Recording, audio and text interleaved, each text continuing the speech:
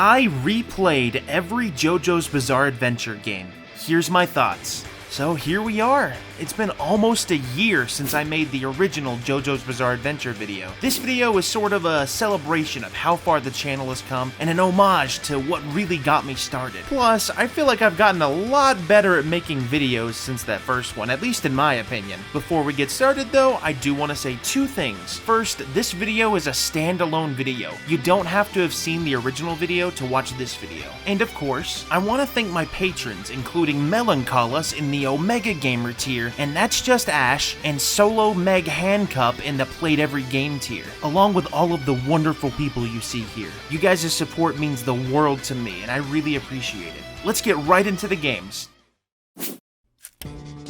JoJo's Bizarre Adventure was released exclusively in Japan in 1993 for the Super Famicom. And for the record, while the game is normally entirely in Japanese, I'm playing an English patch. This game is an RPG and is based entirely on Part 3 of the series. The story, while condensed quite a bit, follows some of the basic plot beats of Part 3. It does take some liberties though, and a lot of it is definitely out of order. Visually though, this game is really impressive actually, especially for a Super Famicom game. The art style is very accurate and nails the original artist Araki's style. The actual meat of the visuals takes place on a small slice in the center of the screen. I'm not sure if this was a stylistic choice or just a way to save computational power, but either way it looks pretty good, especially the actual playable character artwork. There's also these HUD elements above and below the slice at times, but almost all of the action takes place within the confines of that center slice. Either way, inside and outside of the slice, the character and environmental artwork is pretty detailed, and one of my favorite little touches is how when something happens in a cutscene or someone takes damage, their facial expression can change. This little touch, while subtle, makes this game all the more engrossing and artistically timeless in my opinion. So to touch on the gameplay, this game is kind of a mixture of turn-based RPG and point-and-click adventure games. First, I'll talk about the general exploration gameplay. When you're not in battle, you're able to walk around left or right, and at any time you can open up a menu that gives you the option to inspect the environment or to talk to people nearby. While inspecting the environment does sometimes reward you with items, most of the time you don't find anything. Usually the only things of note are directly relevant to the plot or pushing the game forward. I do wish there were at least little descriptions or something, or maybe even just like a small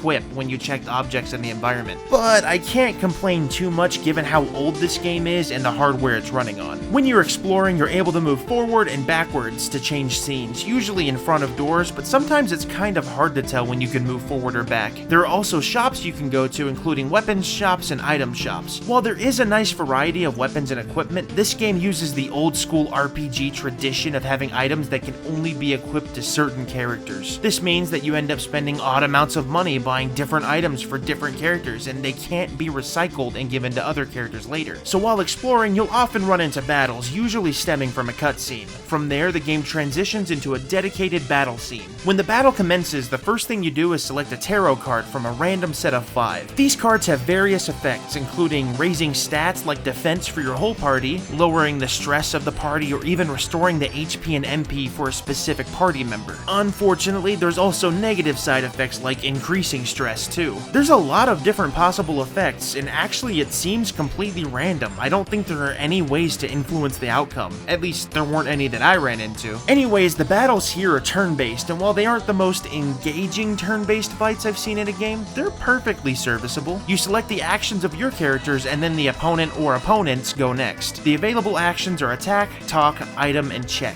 Attacking uses your character's stand to attack the enemy, which deals damage if it hits. Talking to an enemy, hilariously, can make the enemy lose MP or even completely take them out of the battle. When you talk, the dialogue is different from character to character, but usually it's just the character hurling an insult or threat of some kind at the opponent opponent. Items, you know, lets you use things like recovery items, and checking allows you to use situational commands. Sometimes in battles, it's kind of hard to figure out how to proceed, and that's when the check function comes into play. But I do kind of have a complaint about this function. Just as an example, there's this early fight against a nurse, and attacking her does nothing. She seemingly dodges every single time. Talking also doesn't go anywhere, she just ignores it. What you actually have to do is use the check button at least twice. The problem is, the first time you use it, nothing happens, so you would normally assume that the check button doesn't work for this fight, right? But after exhausting all other options, you try the check button again. Then, suddenly, Jotaro has an idea, and it allows you to drag out Kakyo and stand and finish this fight. Now, I have the advantage here of having played this before, but the first time I did this fight, I sat here fighting her while she dodged for like 10 minutes straight, having no idea what to do. Maybe there's some kind of hint or cue that I missed before this fight? Either way, this happens a few times in this game in my experience, and it's just kind of a weird quirk. You can also use the check function outside of these situations just in normal battles, but a lot of the time it doesn't really seem to do anything. Something I do have to give this game credit for though is the presentation of the battles. The front-on view for when your stands attack works perfectly for this style of game, and there's some really good sound effects for its time. Every stand is actually kinda sorta voiced, like you can hear Star Platinum doing the iconic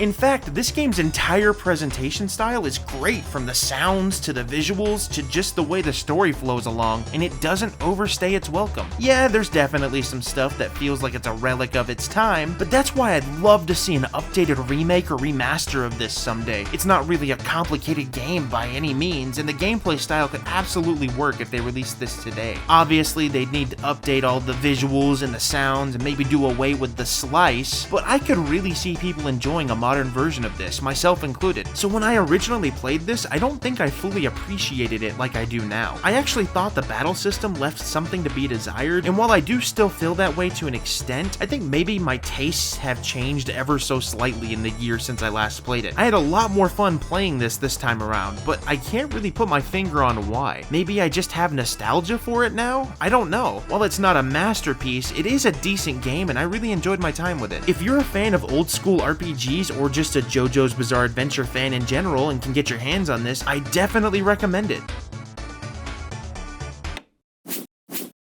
JoJo's Bizarre Adventure, called JoJo's Venture outside of Japan, was released in arcades in 1998. This game is a traditional 2D fighting game, but with the added spin of stands, as it's entirely based on part 3 of the story. To start with, the opening for this game is awesome. It's stylish in exactly the way you'd expect JoJo's Bizarre Adventure to be, and I think this manga panel zoom-in thing is really cool, and it reminds me a lot of the opening of the Phantom Blood anime. Visually, every version of this game looks fantastic to me. The menus are decent enough, but then you get into the character select, and it leans heavily into a manga panel aesthetic for all of the characters. Non-linear character selection screens are actually really cool if done right, and this is an example of doing it right. In fights, it's all 2D sprite work, but animated so smoothly that it almost looks like anime. Almost. Also, in the cutscenes, there's sometimes cutaways that are really high quality artwork, and they're super pleasant to look at too. Gameplay-wise, it's definitely a fighting game, but with a twist thanks to the stands. You have all of your normal moves like standard attacks and combos, but there's also a dedicated button that lets you summon your stand. Having your stand out increases your offensive capability and range, but it can also make you more open to attacks since a lot of the character's stands can operate almost independently of them by moving forward. Your stand has its own sort of health bar independently of yours, and if your stand gets hit, both you and it lose health. If your stand's bar drops to 0, it does something called a stand crush, which puts your stand away and stuns you, leaving you completely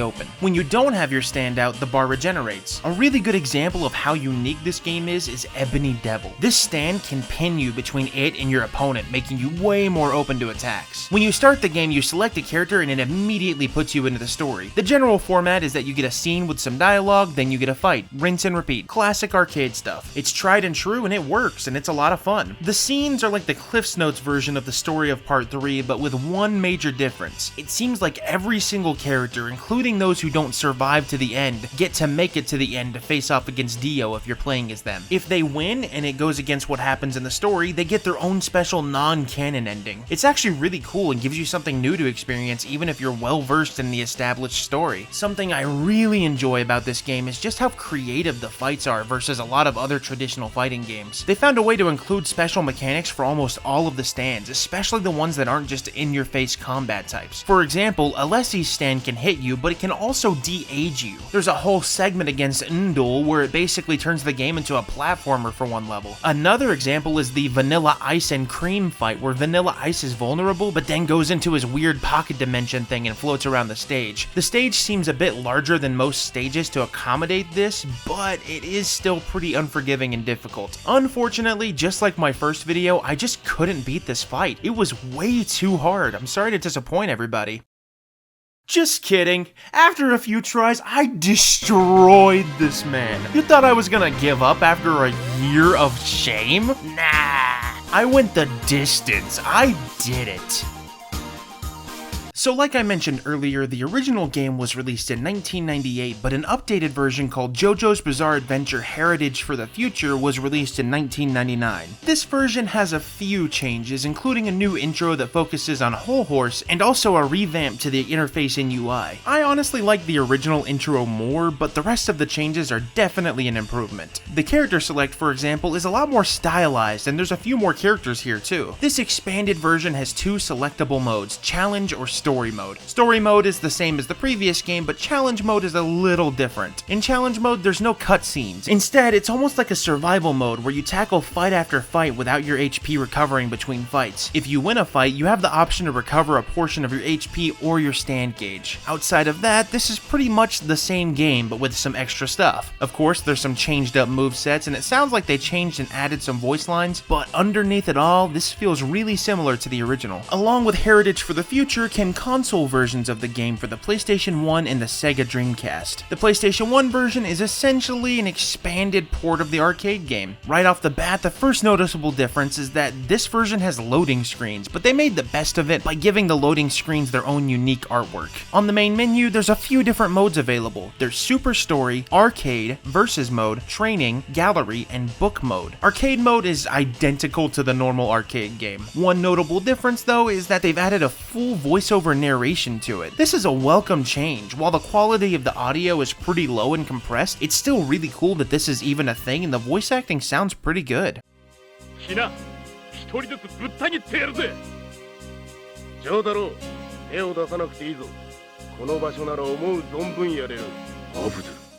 Super Story Mode is where all the new action's at though. This mode is unique to this game and has its own opening and everything. This mode, rather than just giving each character their own short story, covers pretty much the whole Stardust Crusaders story from multiple perspectives. Of course, it does reuse parts of the scenes from the arcade mode, but it is nice that there's an actual straightforward linear story mode that hits most of the main beats. Plus, there's a few new story segments and fights like Grey Fly, who I believe only appears in this version of the game. This mode works similarly to the arcade story mode in that it's a cutscene, then an encounter, then another cutscene, rinse and repeat. This mode adds a post-match results screen though, which shows you how well you did and also whether or not you unlocked any secrets, called Secret Factors. The Secret Factors can be enabled by completing certain hidden requirements in the levels. Training mode is, well, you know, a training mode. It's not really complex or anything, but it definitely gets the job done. Gallery mode is a mode where you can view a variety of things, including concept art, level artwork, and even stuff like the match artwork that shows when a character is defeated. I have to say, this is probably one of my favorite gallery modes in any game ever, hands down, and it sets a standard for this series. There's a bunch of different categories showing all kinds of stuff, including even unused stuff, and every single category has its own little foreword and description. They even included a booklet that you could only get if you bought an original arcade cabinet, which is one of the coolest things ever. There's even a little music player that includes sheet music for the song you're hearing. I have never seen a game that does this before playing this game. There's another mode on the menu called Book Mode, and buried in that is a secondary sound test option too. This game right here, like I said, sets the bar for not only gallery modes in this game, but gallery modes in general, in my opinion. Absolutely fantastic. And now we can move to the final version, which is the Sega Dreamcast version. The Dreamcast version is a bit different from the PlayStation version in some good ways and arguably in some not so good ways. For starters, this version of the game includes both standard JoJo's Venture and Heritage for the Future, and you can select between them at the title menu. JoJo's Venture is pretty much identical to the arcade version, just with the addition of a main menu with options for versus mode and training. Heritage for the Future, however, has one additional goodie in it, Alessi mode. Alessi mode is basically a toggle that you can turn on for this game that, for all intents and purposes, allows you to make every fight somehow involve the de-aging effect of Alessi's stand. For example, you can make it happen when there's a stand crush, or you can make it just so everyone's always a kid. It's a lot of fun seeing all the different kid designs and movesets for every character. I especially like the kid version of the young Joseph Joestar, as it has a really specific callback to when he saved Speedwagon's life on a plane. Yeah, I remember now. So the big downside to the Dreamcast version is that it doesn't really have any of the extra special stuff from the PS1 version, including the Super Story mode and the gallery. So in order to get the complete experience without playing the arcade version, you'd have to own both the Dreamcast and PlayStation versions. So while I did say that the Dreamcast version was the final version, there was a remastered release called JoJo's Bizarre Adventure HD version, and it was released digitally in 2012 for the PlayStation 3 and Xbox 360. This version added online play and updated graphical filters. It's also kind of underwhelming because it's pretty much just the Dreamcast version spruced up a bit. The addition of online play is nice, but the actual visual upgrade is questionable at best. It looks almost like they added sort of a smudge filter over the original artwork and then did some pencil line animations. It doesn't look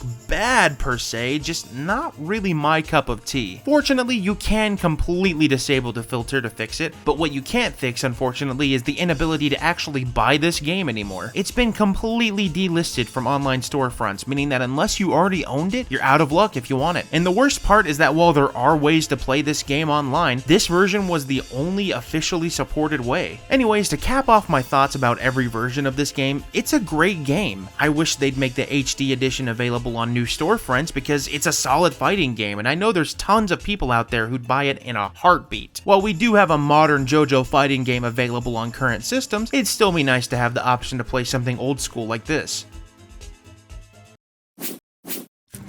JoJo's Bizarre Adventure Golden Wind was released exclusively in Japan for the PlayStation 2 in 2002. Developed by Capcom, this game is a full adaptation of Part 5 of the series. Visually, I really like the way this game looks. It's cel-shaded and fully 3D, and outside of some low-quality textures, this game still holds up today. There's two kinds of cutscenes here, but they're all fully voiced. The first is kind of a manga panel-ish cutscene style, which are all placed on a big manga volume and have full voice acting. The actual rendered out 3D cutscenes are pretty dynamic too. They even have the iconic alliteration characters pop up on the screen from time to time. So when you start the story mode, you actually get a synopsis of parts 1 through 4, which is actually really nice, and I think it makes this game a lot more accessible for those who aren't super familiar with the franchise, or at least serves as a nice refresher for those who haven't caught up with the series in a while. The gameplay in the story mode here is, on the surface, your average brawler. The maps are fairly open and you can run around freely in any direction. You can do a basic melee attack that can be linked into a combo and dodge in any direction too. There's a dedicated button for summoning your stand, and when your stand is out, it'll do the melee attacks for you. Also, when your stand is out, there's a meter that slowly drains over time, but the stand will block for you at any given time. There's also two special attacks from your stand, one that's your stand's signature move, and another that's like this charge-up attack. The charge-up attack is kind of a risk-reward thing, because when your stand is out, your movement speed slows to a walk, but if you can keep your distance sufficiently, or just time it right, you can get out some pretty powerful moves. One of my favorite things about the story mode here is that it isn't just a brawler where you beat up enemy after enemy. It's more like a series of really creative fights, all with somewhat different mechanics. Everything is of course based on the events of Part 5, but the fights still feel really special. Take this fight with Black Sabbath for example. Black Sabbath can't fight outside of shadows, so it uses the environmental shadows and the shadows of the birds flying above the stage to get near you and attack. You can destroy some of the pillars here to reduce the number of shadows it has available, and you can dodge out of the way when one of the bird shadows gets near you to catch Black Sabbath off guard. And then there's the multiple Illuso fights where you actually have to switch between the normal world and the man in the mirror world, where your movement controls are actually reversed in order to defeat him. These fights are all really fun, and the game pretty much always stays fresh, especially since there's multiple characters you can use, all with different movesets too. During story missions, there's also things you can do called secret factors. These are basically mystery objectives that you can unlock for a higher score at the end of each mission. A lot of them seem to be unlocked by doing things that happen in the story, and it's really fun experimenting with the game's mechanics to see what secret factors you may be able to unlock. Sure, you could just look up a guide, but I think it's more fun to actually try to figure them out yourself.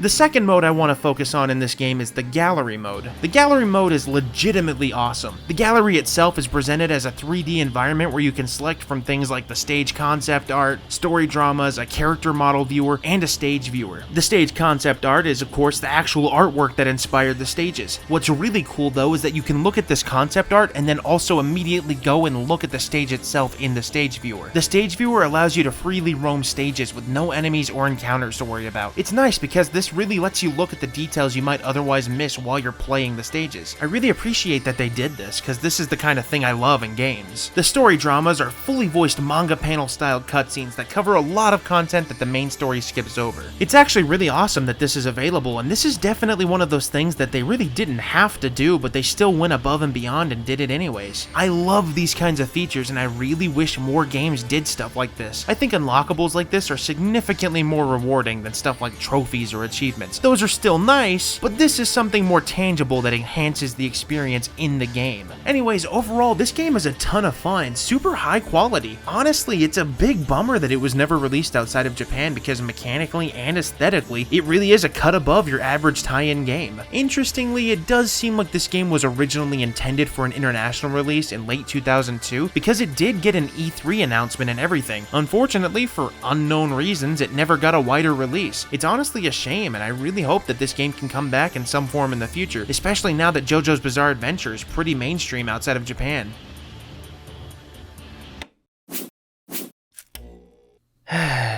Alright, here we go again. JoJo's Bizarre Adventure Phantom Blood was released exclusively in Japan for the PlayStation 2 in 2006. Developed by Bandai, this game was part of a celebratory tie-in to the anniversary of the series. And for the record, I'm also playing this game using an English patch. This game is, this game is a doozy. Like Golden Wind, it's a 3D brawler, but this one is an adaptation of part 1 of the series. Visually, this game is a mixed bag. First off, there's a lot of cutscenes in this game, and I mean a lot of cutscenes. And it goes into pretty heavy detail covering part 1. The cutscene artwork is decent enough, but once you get into the actual 3D rendered scenes, it drops in quality, to say the least. The characters are very stilted, and it almost feels like I'm watching a cutscene from an older PS1 game than a game released 4 years after Golden Wind's adaptation, which had great cutscenes. It doesn't help that some of the scenes are just characters standing and talking with no music or ambient sound whatsoever. Also, I need to reiterate my earlier point that there are a lot of cutscenes. While I'd normally be into this game feels more like a movie at times with how long the scenes are. And somehow they're not even really that exciting. Phantom Blood is a super exciting story, but I don't know what happened here. I can't help but to compare this game to Golden Wind's game from a few years before, because that game's cutscenes were dynamic, whereas this game just shows you an image and has dialogue over it. I do enjoy that there's voice acting for all of the dialogue, but it's hard to fully appreciate it when it takes every fiber of my being to not just hit the start button to skip the scenes after they've dragged on for what feels like forever. Anyways, on to the gameplay. Combat is simple enough. You can freely move around the battle arenas and rotate the cameras as you please, if the camera cooperates, at least. There's a light attack button and a strong attack button, and you can mix and match those to create combos. There's a block button, and you can use it as much as you want. I'll get to that though. There's also a dodge button, but it's a bit janky since again the game's camera is not very cooperative. Either way, the fundamental battle system, at least on the surface, is actually pretty solid and works well enough. But I have a few gripes with the combat here. First, the game sometimes puts in these arbitrary time limits that exist seemingly to just make the fights more difficult. If the time runs out, you get a game over and you have to retry the fight. However, the game also pushes you to play cautiously and defensively. Unfortunately though, playing that way will lead to time running out, meaning meaning that you have to play offensively. But then the game punishes you for being too offensive by giving the enemies perfect dodges and causing you to take damage. It's like the game is at odds with itself, almost as if multiple people were involved with designing the battle system, but they just didn't communicate or coordinate at all when they did. My other gripe is that this game's fights are just stale. They're boring. It's endlessly guarding, waiting for an opening, and that's it. It's not even the engaging kind of defensive play like you'd find in a modern action RPG like Elden Ring or Dark Souls. No, it's just waiting for an opening, and if you don't, you're gonna miss every single attack thanks to almost perfect dodges from your opponents. This issue isn't so bad in the mob fights since the perfect dodges are toned down a bit, but any one-on-one fight is pretty much identical across the board. It doesn't help that for story reasons you have to fight Dio repeatedly multiple times in a row, leading me to getting burned out on this battle system almost immediately. Every encounter feels exactly the same and it gets stale really fast, especially when, again, compared to the excellent gameplay experience in the Golden Wind game. Once you get far enough into the story, you do unlock Hamon abilities, and while they do seem to make the battles a little bit less sluggish, by this point the game has already made you play battle after battle of tedium over and over. I think the game should have started with the Dio fight where you don't have your Hamon abilities while the mansion burns, and then immediately moved into the Zeppeli stuff where you actually learn Hamon abilities. But that's just my opinion. Either way, this game is just ugh. There is one place where I can give this game credit though, and that is its gallery mode. I know me with my gallery modes. Yeah, it's got the character bios and stuff, but what they also did is add in a bunch of what-if missions where you can control other characters. On top of that, they added in a Dio mode, which basically lets you do all the story fights as Dio, who was absolutely busted and just super powerful. Unfortunately, unlocking Dio mode requires that you finish the game, which in my opinion is a pretty tall ask for a game like this, and even then, that's not really worth it for me. I don't want to linger on this game too much longer though. Let me just say that I really do think that there's a good game buried down somewhere underneath the surface here. It's just all marred by what I believe to be some questionable design decisions that drag the experience down quite a bit. If you're interested in this game, I'd honestly just recommend watching a playthrough online, because it truly is a frustrating game in general. It had so much potential, really. It's just not a very fun game.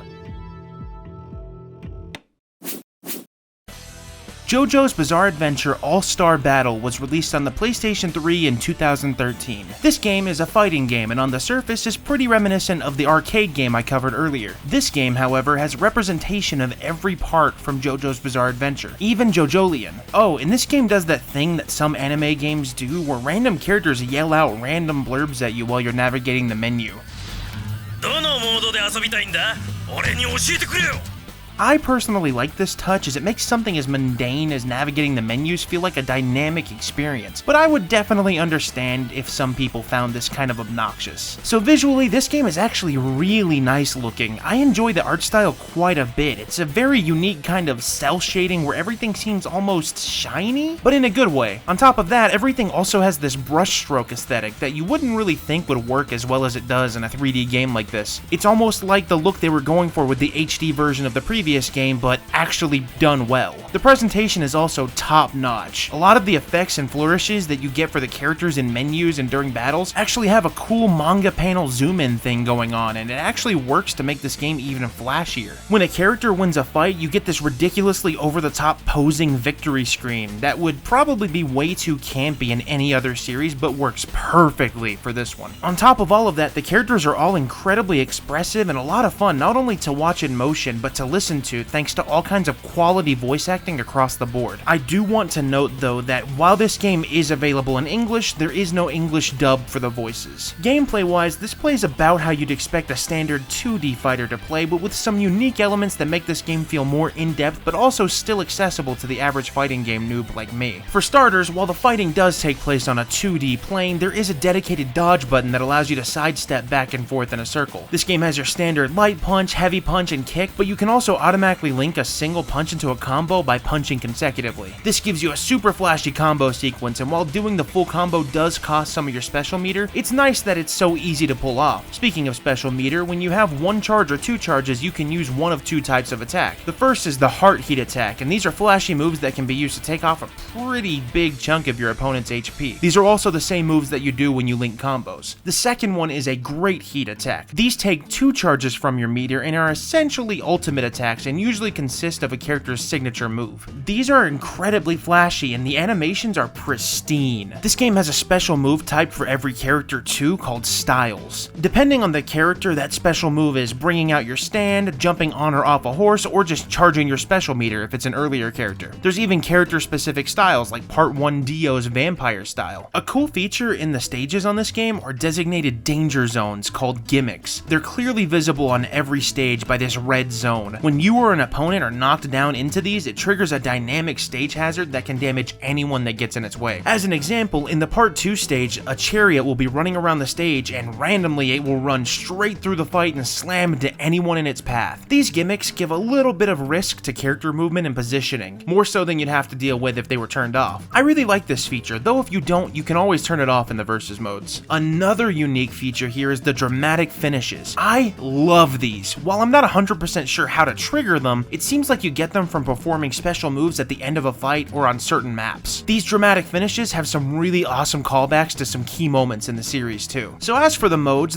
in this game are arcade, story, campaign, versus, practice, customize, and gallery. Arcade mode is a straightforward series of 8 fights, and at the end you get an overall ranking of how you fared for each one. Nothing too crazy here. Story mode is a mode where you can play through an abridged story of every part by part, and you can play any part in any order. In fact, you can play a few missions from one part, then move on to another part if you want, or come back to that first part later. Every part has its own set of missions covering its story, and you unlock each mission one at a time by completing the previous mission. When you select a mission, you get a general description of what's going on in the story, followed by the fight itself. All of this is voiced though, but it is just text with a soundtrack behind it, sometimes with characters that aren't even playable. This means that there aren't really any real cutscenes in the traditional sense. That being said, what sort of makes up for this is the fact that before almost every fight, the characters have unique dialogue pertaining to the general story situation at hand. I think this is a fine way of doing this, and at the end of the day, this is a fighting game, and it seems to be targeted at JoJo's Bizarre Adventure fans who are probably already familiar with the events of these stories anyways. So every battle here in the story mode has 2 additional factors: battle conditions and secret missions. Battle conditions are modifiers for a lot of the battles that essentially make them more challenging. In some, your stats may be reduced or an enemy's stats might be buffed. After battles, you earn gold, and you can actually use that in a little shop before every mission in order to buy buffs. The buffs can give you an advantage or cancel out any of the battle conditions, or both. Secret missions are like the secret factors from a couple of the previous games. These are sets of little mini missions within the mission that you can do that require you to do things that line up with the original stories. I like that these are here because they give you a reason to come back and retry missions rather than just kind of blowing through every part's story. Unlocking these secret missions gives you bonuses like gold or extra stuff in the story mode, and the game gives you hints as to what the secret missions are. The next mode is campaign mode. Unfortunately, this mode was tied entirely to an online server, and that server apparently went down this past year. That being said, I do have an advantage here in that I actually played this mode for the original video, so I can still sort of talk about it. The general idea behind this mode is that you were climbing an online leaderboard and fighting against AI versions of other players. The big issue I had with this mode is that not only did the mode feel kind of needless to me, it also relied on an energy system for some reason, like the kind that you would find in a lot of free-to-play mobile games. I'm not sure what their mindset was for this mode, and it felt more like an experiment than anything. Unfortunately, it was the only way to unlock alternate costumes for characters, and now that the server is no longer online, there's no way to actually get those costumes in this version of the game. Versus mode is, well, the versus mode. There's player versus player, player versus CPU, and CPU versus CPU modes. Oh, and by the way, not every character is available from the start. All of the main protagonists are, but the actual villains and some of the secondary characters aren't. On top of that, a lot of the characters were added later in as DLC, and each one cost about $2. There was also a bunch of costume DLC too, and those were about $1 a pop. Unfortunately, when the servers went down, they also took down all the DLC and the ability to buy the game digitally. Either way, that point is kind of moot now, but that'll make sense here in a minute. Another little fun note about this game is that not all characters can always play on all stages. Specifically, vampire characters can't be used on daytime stages, which is a pretty nice detail. You can unlock the ability for this, but it's fun that they kind of blocked it off at the beginning. Customize mode allows you to customize every character's taunts, voice lines, and some other stuff like your online profile. I kind of like that you can actually preview the voice lines, and it's not just an audio preview. You straight up get a dramatic zoom in of the character's model doing the line. The final mode I want to talk about is the gallery mode. In this mode, there's a few categories, including a 3D model viewer, a 2D artwork viewer, a sound and music test mode, and a shop to buy all of these things with gold. There's also a pretty detailed option called JoJo Glossary, which has entries that you can unlock playing the story mode, and it gives a pretty nice synopsis of the characters in the game and a lot of the important concepts from each part. My favorite part of this gallery is definitely the 2D artwork, mainly because they included the real concept art, and you can see firsthand how it was applied in the final game. The JoJo's Bizarre Adventure games are really on it with their gallery modes, and I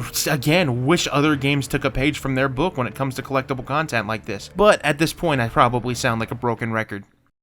I think the only issue is that this game may be harder and harder to find as time goes on, so hopefully someday they bring it over to newer consoles, but I wouldn't hold my breath on that one.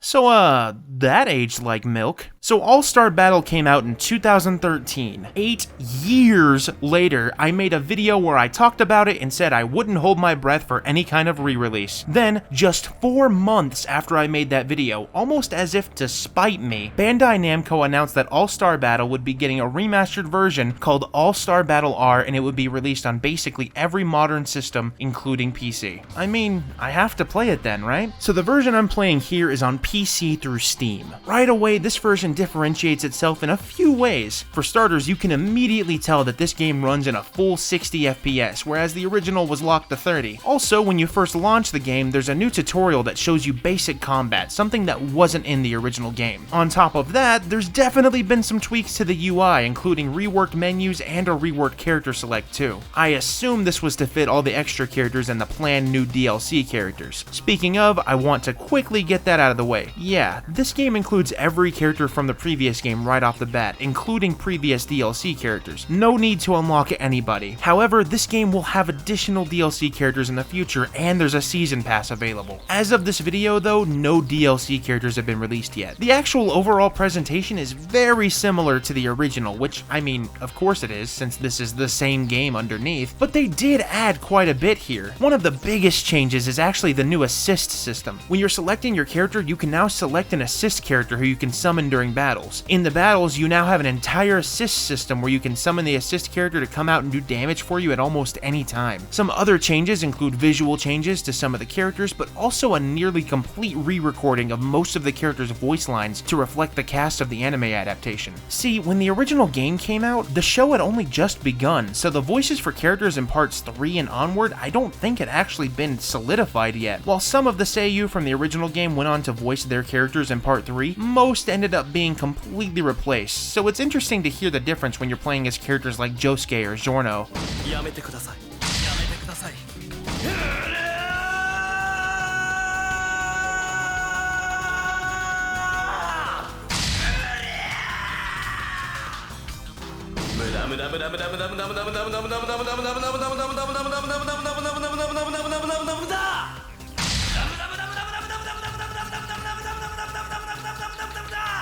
Even further though, it looks like a lot of the voice lines were re-recorded even for established characters whose voices didn't change either. So moving on, the modes here are similar, but there's a couple of notable changes. First, the story mode and the campaign mode are completely gone. Instead, they've both been replaced with the All-Star Battle mode. The other modes seem to still be here, but they've separated online play from the standard offline versus modes too. All-Star Battle mode is this game's answer to the removal of the story mode. Here, there's a bunch of missions that you can select in any order from every part, including part 8. While there aren't any of the in-between voice dialogue segments, a lot of the iconic fights are back and are seemingly the same. But now there's an additional element in the what-if fights that are built in using the entire roster, including characters that were only DLC in the original version. For the record, there were unlockable what-if fights in the original version, but those were only available once you'd completed the entire story mode for a specific part. So not only is this similar to the story mode, but they even brought back the secret factors and the shop where you can use gold to buy buffs. The general progression is this. Every part is broken up into one or more pages. On every page are panels that represent missions, and all but one are unlocked. You unlock the final panel, which is a boss panel, by completing a specific number of missions on that specific page. It's pretty straightforward, and while I am sad the story mode is gone, I think this is overall more content at the end of the day, especially since there's now some Part 8 stuff to do. Well, sort of. The Part 8 stuff doesn't actually seem to dig into Part 8's story that much, but it is still nice that it's here. The Versus mode has has been shaken up a bit. There's now a single battle, team battle, and tournament modes. Single battle is the standard versus mode where you can take on player versus player, player versus CPU, or CPU versus CPU. And then there's the new team battle mode. In team battle, there's knockout mode, which is like a survival mode where your HP doesn't recover between rounds, and a total points mode where you fight 3 total battles with 3 different sets of characters. Finally, there's tournament mode. In this, you can set up tournament brackets for fights with up to 8 contestants. So from what I can tell, the online mode here is actually the replacement for the campaign mode in the original, in a way. There's now online missions where completing certain requirements earns you gold, and completing all of the requirements in a set unlocks special outfits. I tried playing a match and, well, some Bandicoot, you may have thought you won, but what you didn't realize is that you fell into a trap. You see, my stand Mic Drop's ability is to make it so that every single time you attempt to play a match against me, it becomes opposite day. That victory showing on your screen, it's empty. Meaningless. A simple gesture to show that while you may think you're victorious, you've in fact lost on a scale that will be felt even by your grandchildren.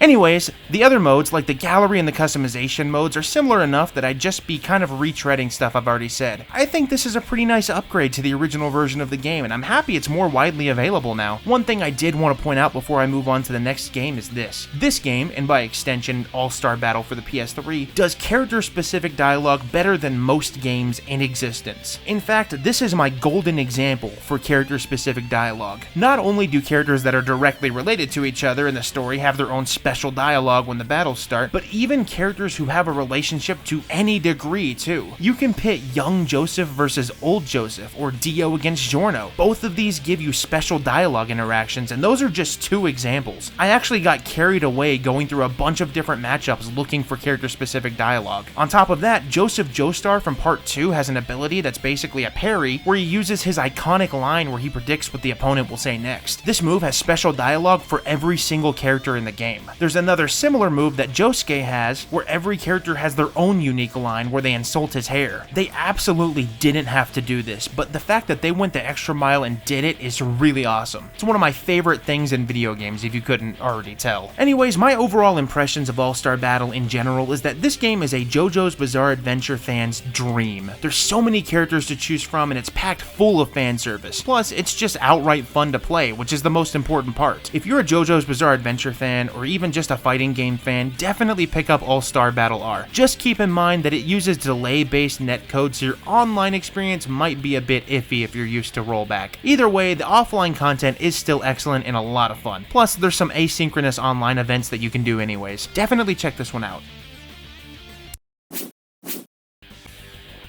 JoJo's Bizarre Adventure Eyes of Heaven was released in 2015 exclusively in Japan for the PlayStation 3 version, but with a wider release for the PlayStation 4 version. Before I get into anything, I just need to say right off the bat, you can see that this game borrows pretty much its entire aesthetic from All-Star Battle, and it seems like it uses a lot of the same assets too. Nothing wrong with that, but it is an interesting detail and it kind of sets expectations for visuals. But one place where this game really shines over All-Star Battle are the cutscenes. The cutscenes in this game are really good. They're flashy and expressive and remind me a lot of the cutscenes in the Naruto Ultimate Ninja Storm games, which makes sense because Bandai Namco is also behind this game. As for gameplay, this game has a completely different style from All-Star Battle. This is a 3D arena brawler game where most matches are 2-on-2, but there is also the option for 1 versus 1 sometimes. You have full control of your character, and you can also press one of the trigger buttons to launch yourself at your targeted opponent at high speed. The overall controls are punching with both light and heavy attacks that can be comboed, jumping, dodging, and using special moves that are bound to the face buttons on the controller with a cooldown. There's also some basic combo attacks you can perform in tandem with your partner called dual combos, along with ultimate moves called dual heat attacks. The dual heat attacks are just as flashy as the ultimate attacks from All-Star Battle, and they really are top-notch presentation-wise. On these arenas, there's also sometimes extra stuff like stat boost items and throwable containers that you can use to damage an opponent, but most of the fighting is just straight up brawling. Also, one last thing to note, in a lot of the fights when you defeat one of the enemies, the other enemy gets a power boost called a soul succession. It's kind of neat because there's a little mini cutscene every time it happens. However, you don't get the same courtesy. If you or your partner are KO'd, it's over and you lose the fight, which is honestly kind of unfair. Anyways, I feel kind of mixed about the gameplay here. It is fun, but it's also incredibly chaotic, and sometimes it's pretty difficult to tell what's going on, especially on darker maps. While the systems don't feel super deep or anything, it's still hard to perform consistently well in fights where you're, I don't know, accidentally falling off of buildings and losing a chunk of your health every time because you can't see. The modes in Eyes of Heaven are Story Mode, Free Battle, Network, Customize, Gallery, Shop, and JoJo Glossary. The story mode in this game is actually really unique in that it's a wholly original story that involves the main cast from every part of the series. In this, you're skipping around time into all of the different parts of the story looking for the Holy Corpse parts. This means that every part, 1 through 8, gets to shine in some way, but at the cost of spoiling the story for every part. See, when you visit, say, Part 5, you'll see the ending of Golden Wind, and then the story picks up from there. Without getting into spoilers in this video, it makes sense why they do it this way in the overall story of the game, but if you're not fully caught up on the stories of every part and you don't want them spoiled, I would suggest staying away from the story mode in this game. The cutscenes are fully voiced though, and like I mentioned earlier, the fully animated cutscenes are fantastic. They nail the anime style action that you really want out of a shonen story. The standard cutscenes are mostly just people standing around and talking, but I still prefer this to text-only scenes like we saw in All-Star Battle. But there's also another kind of cutscene that pops up from time to time, and these are like dynamic manga panels. While these are literally just spiced up images, they're animated well, and it's cool that a modern game like this isn't afraid to refer to its manga roots. As you progress through the story, you earn experience points for the characters that you use, and these can be applied to a skill tree where you can unlock new abilities, stat boosts, and various buffs. Between major missions, rather than use a menu, you can actually explore the maps and talk to NPC characters. There's also additional optional battles and collectibles to find too. What's cool is that there's these kind of revenge battles that are basically battles that you can replay at a higher difficulty for extra rewards. These free roam segments aren't the most fleshed out segments, especially since they just reuse the battle maps, but they are a nice refresher from all of the previous games I've played for this video, and really, this makes this game feel more like an RPG at times. The secret factors system is back, but this time they're called JoJo's. They basically work the same way though. Unlocking them gives you additional items and gold to use. My favorite thing about this story mode is that you actually get to see the characters interact that would normally never interact. It's like the character-specific dialogue you see in All-Star Battle, but it's actually full cutscenes of that rather than just quips before matches. Plus, it's nice to finally get some new story, and even if it's not canon, it's still a lot of fun to see how it plays out. Moving on, the next mode is the free battle mode. This mode has the option for player versus CPU and CPU versus CPU. Conspicuously, there's no offline player versus player here. I really think this game would be great for player versus player, but I kinda understand that a split screen setup would be really chaotic. It'd be nearly impossible to tell what was going on at any given time, so I kind of understand. Customize mode, again, works really similarly to how it did in All-Star Battle. You can mess with victory quotes, match poses, and effects for when you use special moves. I don't really mess with this kind of stuff in these games because I like to keep things kind of standard when I play games like this. I like seeing the animations and stuff in their primary form, if that makes sense. The shop mode lets you buy character customization items like costumes and poses and support items to use in battles. The final mode I'll mention here is the gallery. Of course, it returns, and while it's really similar to All-Star Battle's gallery, at least aesthetically, it actually has everything unlocked from the get-go. This is fine though, because there's tons of outfits, special effects, poses, and voice lines to unlock in this game. However, there's one extra feature in this gallery that I want to highlight, and that's the demo viewer. In this, you can actually go back and rewatch cutscenes from the story mode anytime you want. This is a feature that all games should have, and I really like that it's here. Overall, Eyes of Heaven is good, but I still think I like All-Star Battle more at the end of the day. Yeah, Eyes of Heaven has the cool fan service with character crossovers and stuff, but All-Star Battle just feels better to play in general, and that's the most important thing to me. I do think that any JoJo's Bizarre Adventure fan would enjoy this game though, and this is where I would normally say that I really hope this game gets an eventual re-release for modern consoles, but I wouldn't hold my breath because, you know, I am not even going to try this time. Fortunately, it is available on PS4, meaning that you can also play it on the PS5. That being said, I'm just going to assume that sometime in the next 10 years, we'll see an announcement of a remastered version of this game. Just don't quote me on that because I don't know what to believe anymore.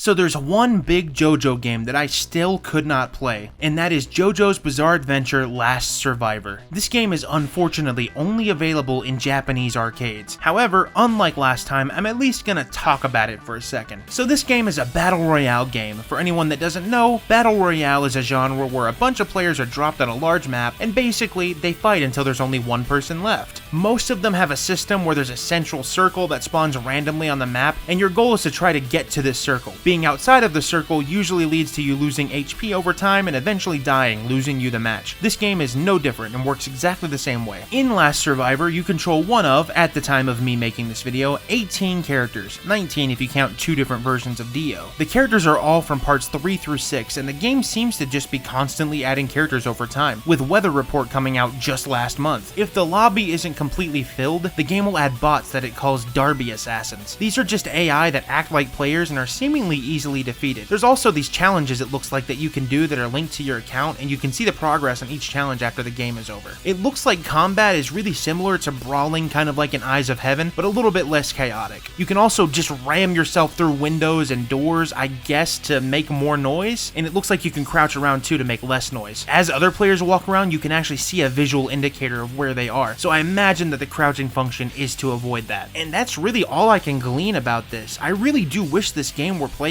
outside of just arcades in Japan. I'm sure someone somewhere has gotten their hands on a cabinet outside of Japan, but unfortunately I haven't, so I can only hope that this game someday comes out to the masses, because it looks like a lot of fun. Sure, there's all kinds of battle royales out there, but none of them have as recognizable a cast as JoJo's Bizarre Adventure. Maybe we'll someday see a release on consoles when the arcade version gets close to being through with updates? I don't know. I guess we'll eventually find out. So with games based on popular Japanese manga and anime typically comes mobile game tie-ins. Some of them are actually really good, and apparently that was the case for both of the JoJo's Bizarre Adventure games, Diamond Records and JoJo's Pitter Patter Pop. Unfortunately, as of 2022, neither of these games are playable as the servers are no longer online. I wish I could play them because I've heard good things about them. Apparently Diamond Records was a 3D gacha game and Pitter Patter Pop was a slide puzzle game. There is another mobile game, but it's not out yet. That game is called JoJo's Bizarre Adventure Golden Hymn, or Golden Anthem. I'm not sure which translation is correct. It's currently in development by a Chinese company called K-Lab Games, with a planned release in East Asian countries. While there is an official website for it, there's no gameplay details or screenshots that I can find anywhere. Either way, hopefully this game gets a wider release than just Asian territories, and extra hopefully it will manage to survive longer than a couple of years. So I don't usually talk about fan games when I make these videos. The idea here is that I play every official game in a series. Well, you know, as long as I can actually access that game. That being said, in my first JoJo video, there was a pretty big segment of comments asking where the ROBLOX games were, along with a couple of full fan games. In response, I actually made an entire video about JoJo ROBLOX fan games, and while I didn't play every single one, I think I did cover a lot of the major ones, so if you're interested in that kind of thing, definitely go check that video out. There are also some excellent fully fledged fan games that people were asking about, the main one being JoJo's Bizarre Adventure The Seventh Stand User. While I don't plan on talking about that game in this video, I do want to let you know that I am aware of it and I'll definitely get around to looking at it in more detail someday. So that's it for every JoJo's Bizarre Adventure game. Again, I really enjoyed going back and replaying these. While I don't plan on remaking all of my videos, there is one other video I do eventually want to revisit. But for now, this is it for the remake videos. All in all of these games are still really good games. Usually manga and anime adaptations can be kind of hit or miss, but almost all of the JoJo games are pretty damn solid. I think the only game I honestly can't really recommend, or at least unless you're morbidly curious, would be the Phantom Blood game on the PS2. Otherwise, all of these games are definitely worth giving a try, and I'm glad I got to go back and revisit them. Alright, so listen, this outro is going to be a little bit sappier than normal, so bear with me. I really want to thank all of you from the bottom of my heart. Believe it or not, I had something like 150 subscribers when I made my first JoJo video. I was just making these for fun and as kind of a distraction from some really bad stuff going on in my life at the time. Without going into too much detail, the week after releasing that JoJo video was probably the worst worst week of my life. But something positive that came out of that week, something that really helped keep me going even in that incredibly dark time, was the outpouring of support and positivity I was seeing on that video. I never in a million years expected it to blow up like it did, and the reason I'm still making these videos today is because of the absolutely wonderful audience I have. So thank you so much for watching these videos, and thank you so much for still being here. This really is just the beginning. I feel like I have so much more in store for you all, and truly, I can't wait for you all to see it. So again, truly, thank you so much for watching, and as always, have a fantastic day.